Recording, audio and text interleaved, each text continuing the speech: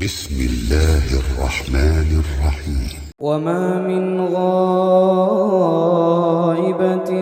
في السماء والأرض إلا في كتاب مبين.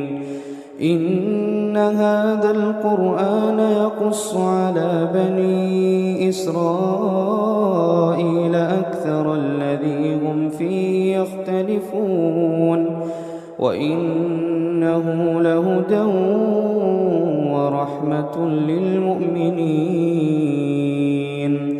إن ربك يقضي بينهم بحكمه وهو العزيز العليم.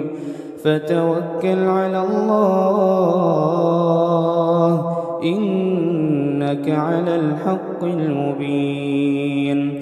إنك لا تسمع الموتى ولا تسمع الصم الدعاء إذا ولوا مدبرين. وما أنت بهاد العمي عن ضلالتهم إن تسمع إلا من يؤمن بآياتنا فهم مسلمون. وإذا وقع القول عليهم أخرجنا لهم دابة من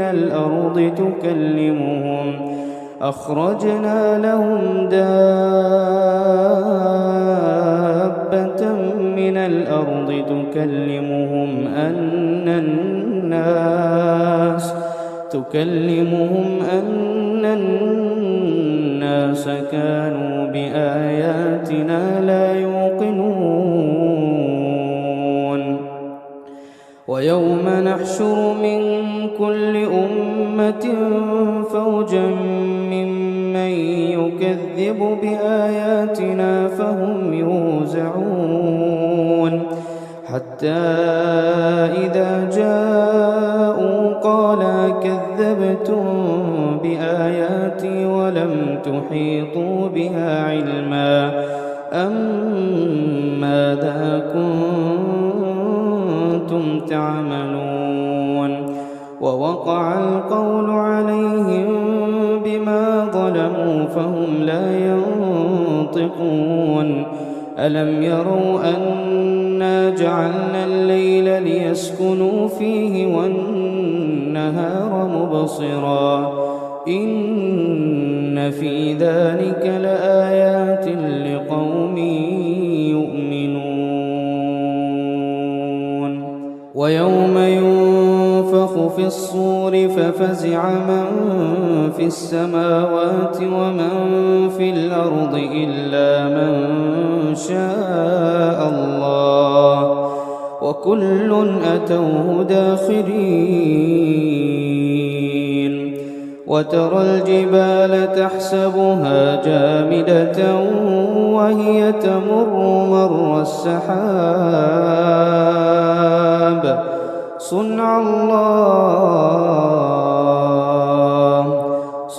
الله الذي أتقن كل شيء إنه خبير بما تفعلون. وترى الجبال تحسبها جامدة وهي تمر مر السحاب صنع الله الذي أتقن كل شيء إنه خبير بما تفعلون. من جاء بالحسنة فله خير منها وهم من فزع يومئذ آمنون.